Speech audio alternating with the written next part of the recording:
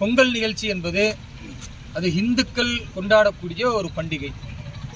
அப்படிப்பட்ட அந்த பண்டிகையில் இஸ்லாமியர்களும் கிறிஸ்துவர்களும் இணைந்து அந்த மகிழ்ச்சியை நாங்களும் பங்கெடுத்துக் கொள்கிறோம்.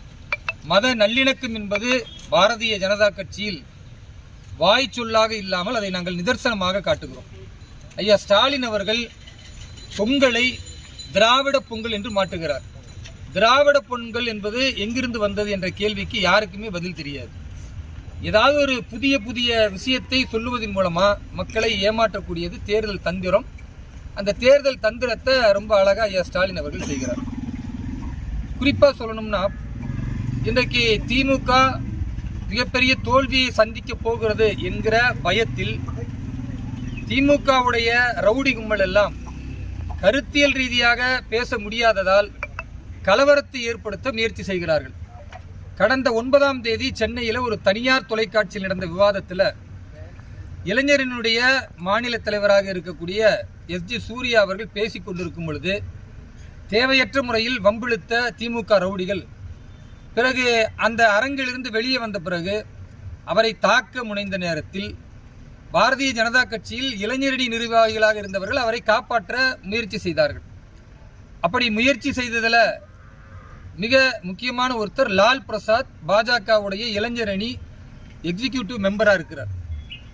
அப்படிப்பட்ட அவரும் அவரோடு இருந்த அந்த நண்பர்களும் ஒன்றிணைந்து திமுக ரவுடிகள் நடத்திய தாக்குதலையும் சமாளித்து அதன் பிறகு அடுத்த நாள் ஜனநாயக ரீதியாக போராட்டத்தை அறிவித்து திமுகவுடைய ரவுடி ராஜ்ய ஆட்சியில் என்னவெல்லாம் நடக்கிறது, கருத்தியலுக்கு எத்தனை தடைகள் விதிக்கிறார்கள் என்று பேசிவிட்டு அவர் இரவுக்கு வீடு வந்ததும் இரவோடு இரவாக வேப்பேரி காவல் நிலையத்திலிருந்து காவலர்கள் வந்து ஏதோ ஒரு தொடர் குற்றவாளியாக இருக்கக்கூடியவரை பிடிப்பது போன்றும் அல்லது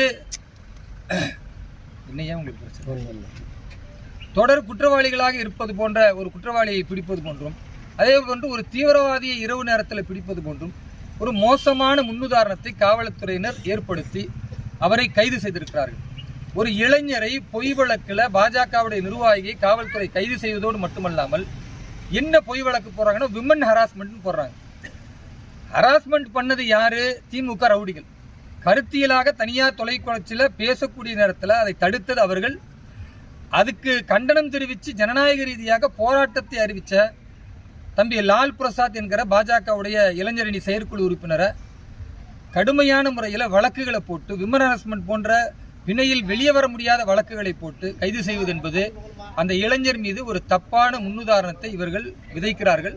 இப்படி திமுக தொடர்ந்து பல இடங்களில் பொய் வழக்கு போட்டுக்கொண்டே இருக்கிறார்கள்.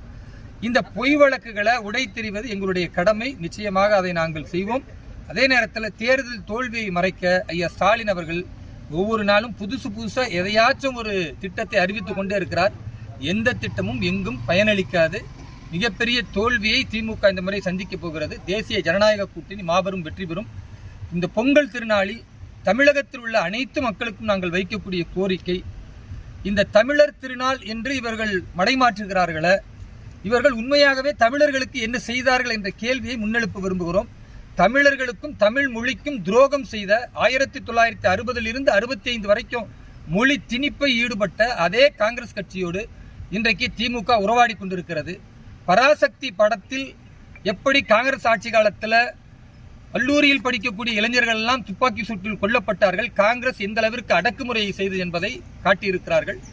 அப்படி காட்டிய அந்த படத்தை பார்க்கக்கூடிய தமிழக மக்கள் மீண்டும் ஹிந்தி திணிப்பு என்பதை காங்கிரஸ் கொண்டு வராமல் இருக்க, ஆங்கில திணிப்பு என்பதை திமுக கொண்டு வராமல் இருக்க, அனைத்து மக்களும் விரும்பிய மொழியை கற்போம், தமிழ் மொழியை நாம் போற்றுவோம் என்கிற ஒரு உன்னதமான நோக்கில் பயணிப்போம். செய்திகளை உடனுக்குடன் தெரிந்து கொள்ள கீழ்கண்ட கேபிள் மற்றும் டிடிஎச் நெட்வொர்க்குகளில் எம்நாடு செய்தி தொலைக்காட்சியை காணுங்கள். பாதகம் செய்பவரை கண்டால் நாம் பயம் கொள்ளலாகாது பாப்பா. மோதி மிதித்துவிடு பாப்பா, அவர் முகத்தில் உமிழ்ந்துவிடு பாப்பா. அண்மை செய்திகளை உடனுக்குடன் தெரிந்து கொள்ள இணைந்திருங்கள் எம்நாடு தொலைக்காட்சியுடன்.